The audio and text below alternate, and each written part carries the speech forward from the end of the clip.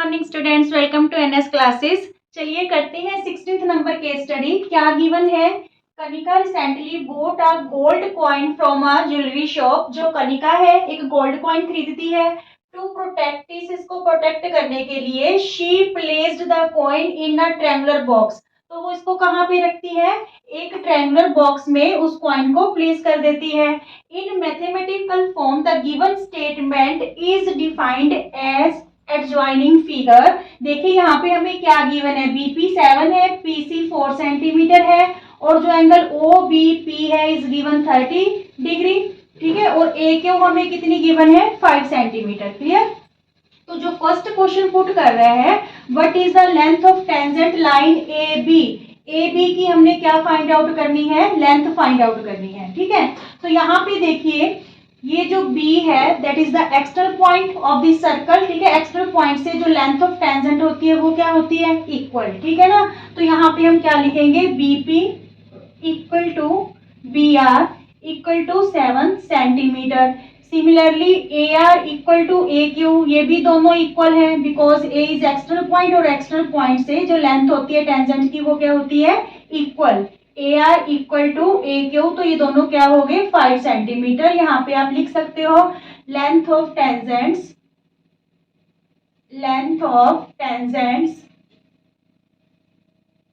From external point are equal. ठीक है, तो यहाँ पे देखिए हमारे पास जो AR है ये क्या होगी? 5 सेंटीमीटर और जो BR है ये क्या होगी? 7। तो हमने किसकी लेंथ फाइंड आउट करनी थी? AB की। AB means BR plus AR। ठीक है, तो ये हो गया 7 प्लस 5, तो 12 सेंटीमीटर आ गई हमारे पास किसकी लेंथ? AB की लेंथ। ठीक है, फर्स्ट क्वेश्चन हो गया। Now second, what is the radius of the gold coin. Radius find out करना है, मींस OP। ठीक है, सबसे पहले OP is perpendicular on BP। ठीक है, टेंजेंट पे है जो क्या होता है? परपेंडिकुलर होता है। तो देखिए second question, in triangle POB। ठीक है, इस ट्रायंगल में हम लेंगे POB में। देखिए यहाँ पे हमें एक साइड गिवन है और हमने OP है जो फाइंड आउट करनी है, रेडियस फाइंड आउट करना है कॉइन का। तो हम क्या करेंगे? Perpendicular upon base. ठीक है, means OP upon BP equal to perpendicular upon base क्या होगा? 10 30। ठीक है, 10 30। तो यहाँ पे OP की तो वैल्यू हमने फाइंड आउट करनी है, BP की वैल्यू क्या है? 7 और 10 जो 30 होता है उसकी वैल्यू क्या होती है? 1/√3। ठीक है, तो मींस जो OP की वैल्यू है वो हमारे पास क्या आ गई? 7/√3। अगर आपको रेशनलाइज करना है डिनोमिनेटर को तो आप √3 से न्यूमिनेटर और डिनोमिनेटर दोनों को मल्टीप्लाई कर लोगे तो हमारे पास जो रेडियस आ जाएगा कॉइन का that is 7√3/3 centimetre. Clear? Second question भी सॉल्व। हमने ये रेडियस फाइंड आउट करना था OP, तो OP की वैल्यू हमारे पास क्या आ गई?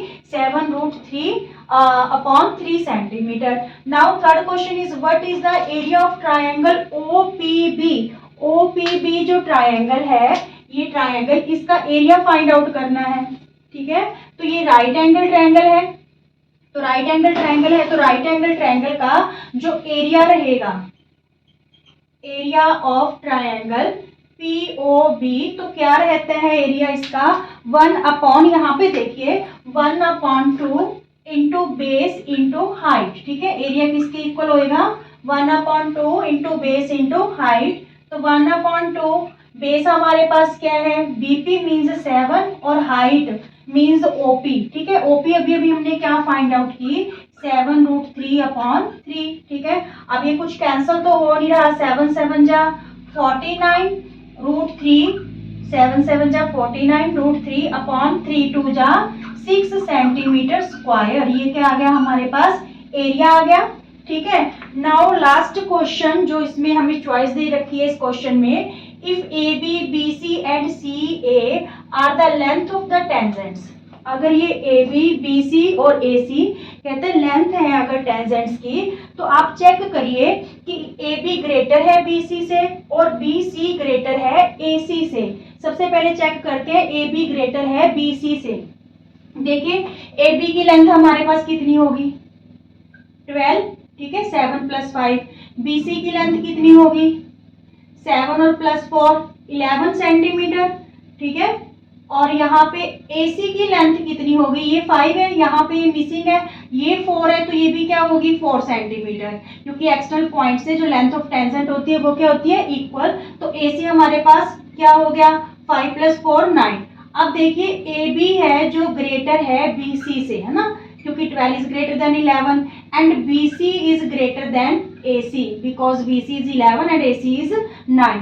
तो ये जो है बिल्कुल करेक्ट है कि जो AB है ग्रेटर है BC से and BC greater than AC। Is it clear? Okay. 17th case study है। In an examination hall the teacher make students sit in such a way that no student can cheat from other student. Teacher ने इस तरीके की arrangement की है कि कोई भी स्टूडेंट दूसरे स्टूडेंट्स की चीटिंग ना कर पाए, ठीक है। So the teacher decided to mark each bench from 1 to 3। तो वो जो बेंच है उनको क्या मार्क कर देती है, हर एक बेंच को 1 2 3, ठीक है 4। आगे देखिए there are 25 students and each student sit at alternative position.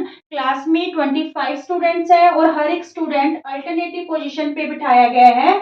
Sequence क्या रहेगा 1 3, ठीक है, फिर 5 पे बिठाया गया है, फिर 6 छोड़ के 7 पे बिठाया गया है, ठीक है, यानी एक बेंच छोड़ के उनको बिठाया गया है।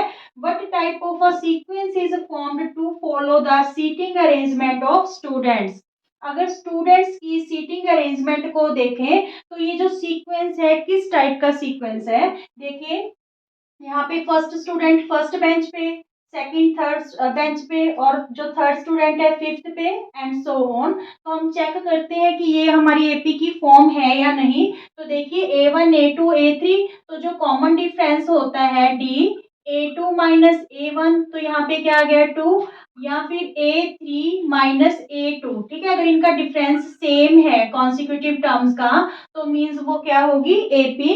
तो इस क्वेश्चन का आंसर क्या रहेगा, what type of sequence is formed to follow the seating arrangement. तो ये एपी है, ये सीक्वेंस क्या हो गया अर्थमेटिक प्रोग्रेशन, क्योंकि जो कॉमन डिफरेंस आ रहा है वो क्या आ रहा है सेम आ रहा है। Clear? Find the seat number of the last student in the examination room. जो एग्जामिनेशन रूम में लास्ट स्टूडेंट है यानी 25th स्टूडेंट, वो किस सीट पे बैठा होगा हमें ये फाइंड आउट करना है। हमारे पास यहाँ पे n क्या है 25, ठीक है, an 25 है। तो यहाँ पे देखिए एन नंबर ऑफ 25 है, सॉरी एन 25 है, तो हमने ए 25 पता करना है, ए प्लस 24 डी। तो यहाँ पे ए की वैल्यू हमारे पास क्या है 1 है, ठीक है, प्लस 24 और डिफरेंस हमारे पास क्या आया 2, ठीक है। तो यहाँ पे आ गया हमारे पास 1 और 48, 1 + 48, तो ये क्या आ गया हमारे पास 49। यानी जो 25th स्टूडेंट है लास्ट स्टूडेंट है उसका सीट नंबर क्या होगा 49, सीट नंबर क्या होगा उसका 49 होगा, ठीक है। Now the sum of AP, the sum of AP is determined by, जो सम निकालना हो एपी का, सम करना हो सारी टर्म्स का, तो हमारे पास फॉर्मूला क्या रहता है S n equal to n upon two 2a plus n minus 1 into d, ठीक है। या फिर हम इसको ऐसे भी लिख सकते हैं n upon two a plus L, L का मीन्स लास्ट टर्म। अगर आपको लास्ट टर्म पता है, ठीक है, लास्ट टर्म अगर आपको पता है तो आप डायरेक्ट ये मेथड यूज कर सकते हो। Clear? Now last, if A B C are in AP then find the value of AB। अगर A B C तीनों AP की टर्म्स हैं तो हमें B की वैल्यू फाइंड आउट करनी है। देखिए हमें क्या दे रखा है A B C, ये क्या है AP है, ठीक है। तो हमें पता है कि कॉमन डिफरेंस सेम रहता है AP में, मीन्स यहाँ पे क्या होगा A2 माइनस A1, ठीक है, और इक्वल किसके होगा A3 माइनस A2 के, मीन्स A2 क्या है हमारे पास B और A1 क्या है A, B माइनस A किसके इक्वल होगा C माइनस B के। तो माइनस B को तो इधर ले आइए प्लस हो जाएगा, ठीक है, और A को इधर ले जाइए ये प्लस हो जाएगा। तो यहाँ पे 2B equal to C plus A, ये जो 2 है इधर आके क्या हो जाएगा डिवाइड। तो B की वैल्यू हमारे पास क्या आ जाएगी A प्लस C अपॉन 2, ठीक है। B की वैल्यू हमारे पास क्या आ जाएगी, B की वैल्यू आ जाएगी A plus C upon 2। Is it clear? Okay students, 18th जो हमारे हमारे पास केस स्टडी है, quadratic polynomial can be used to model the shape of many architectural structures in world. कि जो क्वाड्रेटिक पॉलिनोमियल्स हैं वर्ड में बहुत सारे ऐसे स्ट्रक्चर्स हैं आर्किटेक्चरल जिनको शेप देने में ये यूज होती है।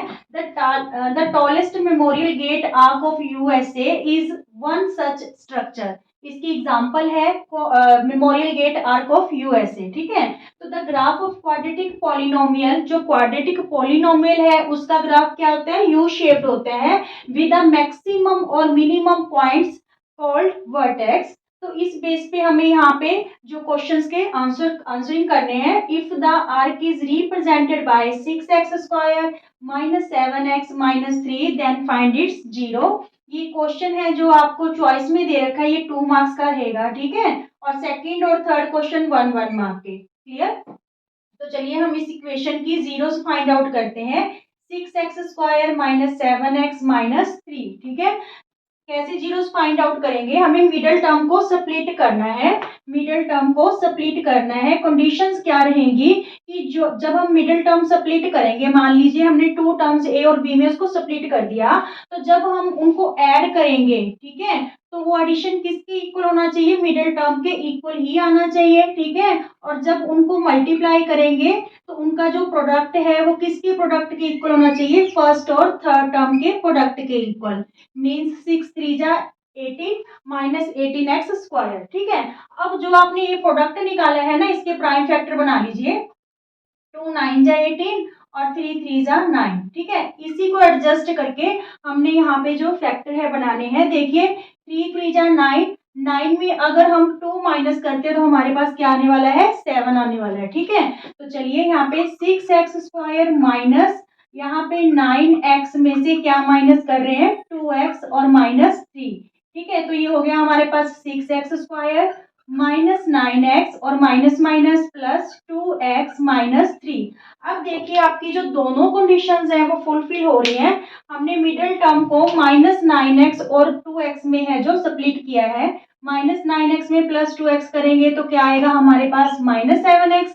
दोनों को मल्टीप्लाई करेंगे तो माइनस 18x² आएगा। तो दोनों कंडीशन क्या हो रही है, फुलफिल हो रही है। ठीक है, अब हम कर लेंगे ग्रुपिंग फर्स्ट 2 टर्म्स और लास्ट 2 टर्म्स की। तो यहाँ से हमारे पास 3x कॉमन है, यहाँ पे रह गया 3 2 जा 6, 2 रह गया और x² था इसलिए एक x रह गया, और यहाँ पे 3 3 जा 9, x हमने बाहर ले लिया कॉमन। ठीक है, इन दोनों टर्म्स के पास कुछ भी कॉमन नहीं है। जब कुछ भी कॉमन नहीं होता तो हम क्या कॉमन ले लेते हैं, 1।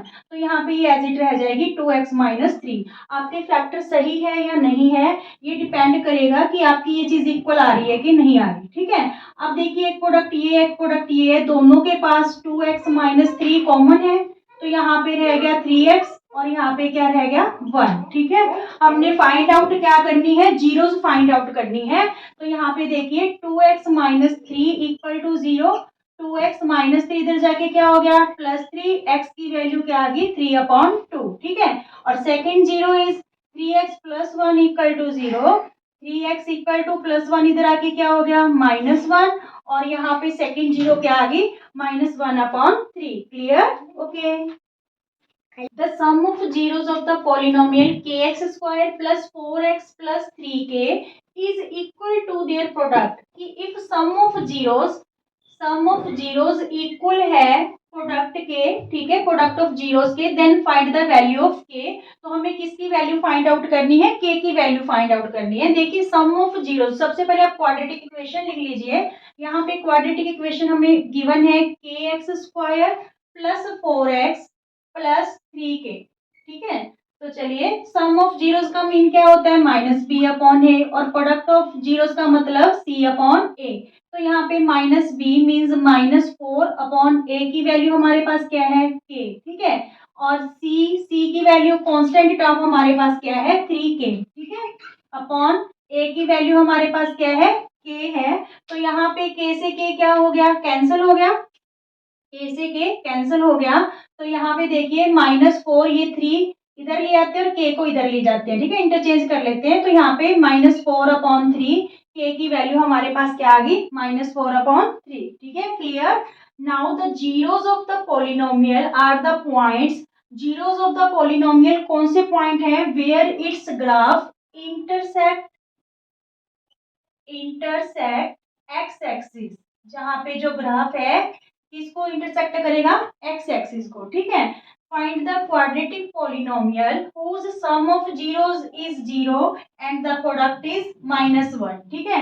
हमें एक क्वाड्रेटिक इक्वेशन फॉर्म करनी है जहां पे हमें सम ऑफ जीरोस गिवन है and product of zeros given है। तो यहाँ पे हमारे पास जो पॉलिनोमियल है वो कैसे फॉर्म होगी, देखिए, x square minus sum of zeros into x plus product of zeros, ठीक है। तो यहाँ पे x square minus sum of zeros is given zero, ठीक है। तो यहाँ पे zero into x plus product of zeros is given -1, ठीक है।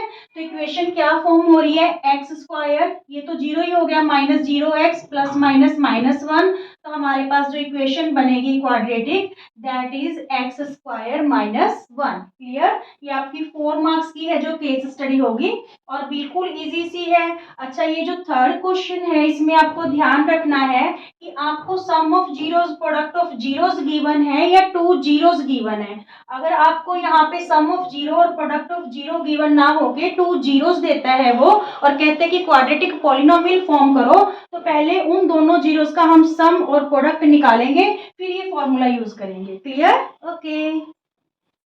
स्टूडेंट्स 19th केस स्टडी करते हैं। क्या बोल रहा है इसमें, a boy is standing on the ground and sports a hot air balloon at the distance of 20 metre from him. एक जो बच्चा है, लड़का है, ठीक है, वो ग्राउंड पे खड़ा है और एक हॉट एयर बैलून की तरफ देख रहा है जो उससे कितनी दूरी पे है, 20 मीटर की दूरी पे है, at an angle of elevation 30 degree. तो एंगल ऑफ एलिवेशन वहां पे क्या फॉर्म हो रहा है, 30 डिग्री, ठीक है।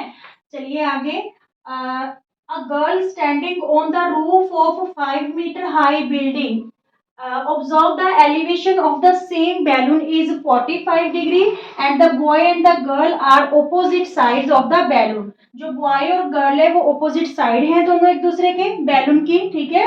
और जो गर्ल है वो 5 मीटर हाई बिल्डिंग पे खड़ी होके उस हॉट एयर बैलून को ऑब्जर्व कर रही है, तो वहां पे जो एंगल ऑफ एलिवेशन है वो क्या बन रहा है, 45 डिग्री। इसी इंफॉर्मेशन को लेके हमें कुछ क्वेश्चंस का जवाब देना है।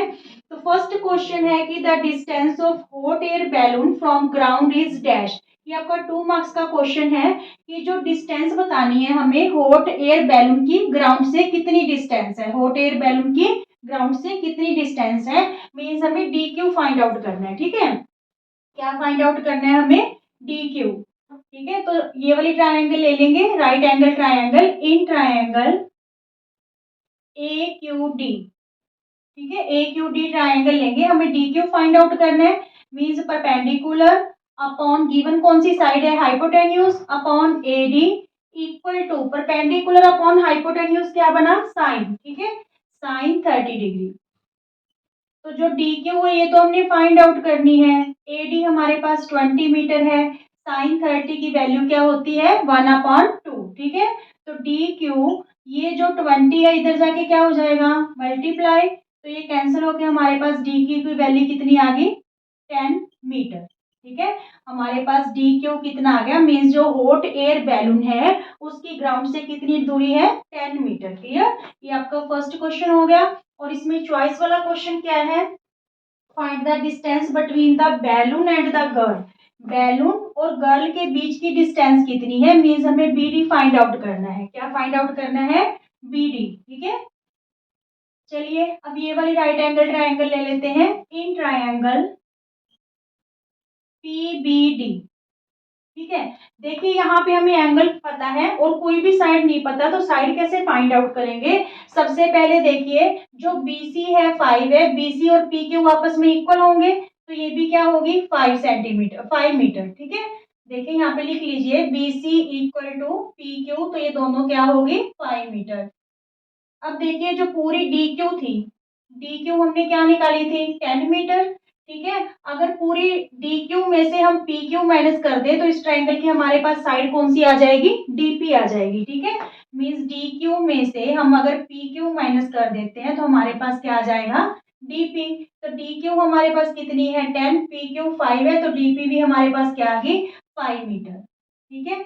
अब हम ये ट्रायंगल यूज कर सकते हैं बैलून और गर्ल के बीच की डिस्टेंस फाइंड आउट करने के लिए। तो यहाँ पे गिवन साइड परपेंडिकुलर है और पता कौन सी करनी है, हाइपोटेन्यूज। ठीक है, means P D upon D B या बी डी इक्वल टू, ये भी फिर क्या बना, perpendicular upon hypotenuse sine 45 degree. ठीक है, तो पी डी की वैल्यू अभी अभी हमने पता की 5 मीटर और बी डी हमने फाइंड आउट करनी है और साइन 45 की वैल्यू 1/√2। ठीक है, तो हमारे पास यहाँ पे क्या आएगी वैल्यू, बी डी की वैल्यू हमारे पास आ गई 5√2। ठीक है, 5√2 metre means hot air balloon और जो गर्ल है उसके बीच की दूरी कितनी है, 5√2 metre. Clear. Now third second question, the value of PD is, तो पीडी की वैल्यू हमने अभी अभी फाइंड आउट की है, पीडी की वैल्यू हमारे पास 5 मीटर आई है, तो ये क्वेश्चन हमारा ऑलरेडी सॉल्व हो गया। इन द गिवन फिगर, ये हमें फिगर गिवन है एओपी, ये कौन सा एंगल है एओपी। देखिए यहाँ पे उसने ऑब्जेक्ट शो कर रखा है, मींस ऑब्जर्वर यहाँ पे है, ऊपर किसी ऑब्जेक्ट को खड़ा होकर नीचे की तरफ, ऑब्जेक्ट नीचे है और वो ऊपर खड़ा है हाइट पे। ठीक है, तो जो एंगल बनेगा वो कौन सा एंगल बनेगा, एंगल ऑफ डिप्रेशन। ठीक है, एंगल ऑफ डिप्रेशन। जब भी ऑब्जर्वर ऊपर खड़ा होके नीचे के किसी ऑब्जेक्ट को देखता है तो जो एंगल बनेगा एंगल ऑफ डिप्रेशन, और जब ऑब्जर्वर नीचे ग्राउंड पे खड़ा है, ठीक है, और ऊपर वाली किसी चीज को देख रहा है तो फिर एंगल जो बनेगा वो angle of elevation. Clear. Okay students, 20th case study है। Four friends Ritika, Rishabh, Rihan and Ridhima are playing pass the ball game in a rectangular ground at they are standing at points P, Q, R, S respectively। ठीक है, यहाँ पे देखिए P, Q, R, S point, P पे रितिका खड़ी है, Q point पे Rishabh, R पे रिहान और S पे रिधिमा खड़ी है। ये डायग्राम हमें गिवन है, तो इस इंफॉर्मेशन को लेके हमें कुछ क्वेश्चंस का आंसर करना है। If A is the mid point, अगर ए मिड पॉइंट है किसके बीच, रितिका और ऋषभ के बीच, मींस पी क्यू का मिड पॉइंट है, then find the coordinates of A. ये 2 मार्क्स का क्वेश्चन है आपका जिसमें चॉइस है आपको। ठीक है, और ये सेकंड और थर्ड क्वेश्चन आपका 1 मार्क का रहेगा। तो चलिए हम ए के कोऑर्डिनेट्स फाइंड आउट करते हैं। गिवन क्या है कि A is the mid point of P and Q, तो मिड पॉइंट फॉर्मूला लगा लेते हैं हम यहाँ पे। Mid point formula, mid point formula हमारे पास होता क्या है, देखिए x1 प्लस x2 अपॉन 2, तो ये x के कोऑर्डिनेट्स आ जाएंगे, जो a है इसके ये x और y कोऑर्डिनेट है, यही हमने फाइंड आउट करने हैं। ठीक है, और y के कोऑर्डिनेट्स क्या रहेंगे, y1 प्लस y2 अपॉन 2। अब यहाँ पे देखिए -12 x1 है, ठीक है, और 6 क्या है यहाँ पे y1। ठीक है, और ये -4 x2 है, -4 हमारे पास x2 है और 0 क्या है y2। तो सबसे पहले x फाइंड आउट करते हैं, x के कोऑर्डिनेट, x1 प्लस x2 यानी -12 प्लस -4। ठीक है, -12 प्लस -4 अपॉन 2, तो यहाँ पे -12 और माइनस प्लस माइनस -4, तो ये -16 अपॉन 2, तो ये हमारे पास क्या आ गया 8। अब y के कोऑर्डिनेट्स फाइंड आउट करेंगे, y1 हमारे पास 6 है और y2 क्या है 0 है। ठीक है, 6 प्लस 0 अपॉन 2 मीन्स 6 अपॉन 2, तो y के कोऑर्डिनेट्स हमारे पास क्या आ गए 3। ठीक है, तो ये कोऑर्डिनेट्स हैं जो a के कोऑर्डिनेट्स हमारे पास क्या आए, -8 और 3, -8 और 3। Now second part, if a divides, अगर a डिवाइड करता है आर एस को इन k/1 में, then find the value of k। ठीक है, अब हमने k की वैल्यू फाइंड आउट करनी है। सेक्शन फॉर्मूला यहाँ पे हम यूज करेंगे, सेक्शन फॉर्मूला क्या कह रहा है कि if a divides the R S in k/1। ठीक है, अभी अभी हमने a के कोऑर्डिनेट्स फाइंड आउट किए, -8 और 3। ठीक है, r के कोऑर्डिनेट्स क्या है, r पॉइंट के -12 और -7। ठीक है, और s के क्या है -6 और y। क्लियर। अब देखिए सेक्शन फॉर्मूले में क्या होता है, जो ये x कोऑर्डिनेट है ये हम कैसे फाइंड आउट करते हैं, ये रेशियोज होती है m1 और m2। तो यहाँ पे x के होंगे हमारे पास m1 x2 plus m2 x1 upon क्या रहेगा m1 प्लस m2, ठीक है। और जो y के कोऑर्डिनेट्स हैं वो कैसे फाइंड आउट करेंगे, m1 y2 plus m2 y1 upon m1 plus m2। Clear. अब देखिए यहाँ पे वैल्यूज हम पुट करेंगे। सबसे पहले देखिए x2 और x1, यहाँ पे ये x1 है और ये y1 है, ये x2 है और ये क्या है y2, ठीक है। ये x की वैल्यू होगी और ये y की वैल्यू। m1 हमारे पास k हो गया और 1 हमारे पास क्या हो गया m2, ठीक है। चलिए ये वैल्यूज फिल करते हैं। x की वैल्यू हमारे पास है -8, m1 हमारे पास k है, ठीक है, और x2 की वैल्यू हमारे पास -6 है, प्लस m2 की वैल्यू हमारे पास 1 है, इंटू x1 की वैल्यू हमारे पास -12 है, अपॉन में k plus 1 m1 plus m2। तो ये इधर आके मल्टीप्लाई हो जाएगा, -8 के और प्लस माइनस -8, ठीक है, इक्वल में -6 के, ठीक है, और -12 प्लस माइनस -12। अब के को इधर ले आओ 6k को, तो ये प्लस का 6k हो गया, equal to -12 -8, right hand side आके +8 हो गया। तो यहाँ पे हमारे पास रहा -2k और -4। तो k की वैल्यू हमारे पास माइनस से माइनस कैंसिल, 4/2, तो k की वैल्यू हमारे पास क्या आ गई 2, ठीक है। मींस जो a है वो RS लाइन को किस रेशो में डिवाइड कर रहा है, 2:1 में।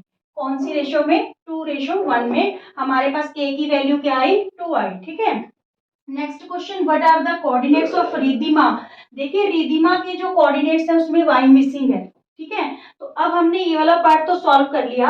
ये वाला पार्ट जब सॉल्व करेंगे तो हमारे पास यहाँ पे जो y है उसकी वैल्यू आ जाएगी। कैसे, देखिए यहाँ पे y की वैल्यू हमारे पास 3 है, इक्वल टू m1 की वैल्यू हमने फाइंड आउट कर ली, तो हम यूज करेंगे यहाँ पे 2 इंटू y2 की वैल्यू हमारे पास क्या है y, ठीक है, प्लस m2 की वैल्यू 1 है और y1 की वैल्यू हमारे पास -7 upon m1 plus m2 means 2 + 1, ठीक है। इस बार हमने k/1 नहीं लेना क्योंकि यहाँ पे ऑलरेडी मिसिंग है, तो हम ये 2:1 लेके चलेंगे, तब हम y कोऑर्डिनेट पता कर पाएंगे, जो किसका है s पॉइंट पे रिद्धिमा का, ठीक है। रिद्धिमा के कोऑर्डिनेट्स हैं जो पता कर पाएंगे। तो यहाँ पे ये बना 2 और 1 3, 3 को 3 से मल्टीप्लाई करेंगे तो हो गया 9, और ये हुआ 2y प्लस माइनस -7, ठीक है। 2y इक्वल टू, ये 7 इधर आके क्या हो जाएगा, प्लस हो जाएगा, तो 9 + 7, 2y इक्वल टू 16। तो y की वैल्यू 16/2, y की वैल्यू हमारे पास क्या आ गई 8, ठीक है। मीन जो रिद्धिमा जिस पॉइंट पे खड़ी है s पॉइंट पे, उसके कोऑर्डिनेट्स हमारे पास क्या आ गए -6 और 8, ठीक है। अब देखिए the distance between the point P and Q, P और Q के बीच की डिस्टेंस फाइंड आउट करते हैं। स्टूडेंट्स P और Q के बीच की डिस्टेंस, P और Q के कोऑर्डिनेट्स देख लीजिए। यहाँ पे डिस्टेंस फॉर्मूला यूज करेंगे, ठीक है, डिस्टेंस फॉर्मूला। डिस्टेंस फॉर्मूला आपके पास क्या रहता है स्टूडेंट्स, डिस्टेंस फॉर्मूला हमारे पास होता है x1, हमें PQ की डिस्टेंस फाइंड आउट करनी है, तो ये होगा x1 माइनस x2 का square plus y1 minus y2 का स्क्वायर और होल का रूट, ठीक है। तो यहाँ पे देखिए x1 आपके पास -12 है, ठीक है, x2 क्या है -4, तो -4, ठीक है, इसका क्या कर देंगे स्क्वायर, प्लस y1 हमारे पास 6 है और y2 0, 6 माइनस 0 का स्क्वायर होल का क्या आ गया रूट आ गया। अब देखिए -12 माइनस माइनस +4 का स्क्वायर और यहाँ पे 6 का ही स्क्वायर हो गया। चलिए अब देखिए -12 में 4 जब करेंगे हम तो -8 आ जाएगा, 8 का स्क्वायर -8 का स्क्वायर, 8 8 जा 64, ठीक है, माइनस से माइनस कैंसिल हो जाएगा, 6 6 जा 36, ठीक है। तो ये हमारे पास बन गया 100 और 100 का रूट क्या होता है 10, ठीक है। तो पी क्यू की वैल्यू हमारे पास क्या आ गई 10 यूनिट्स। क्लियर, बिल्कुल इजी सा है जो क्वेश्चन है। तीनों ही फॉर्मूला इसमें यूज हो गए आपके, mid point formula, section formula और डिस्टेंस फॉर्मूला। एक तरह की चैप्टर की रिवीजन ही हो जाती है ऐसे, ओके।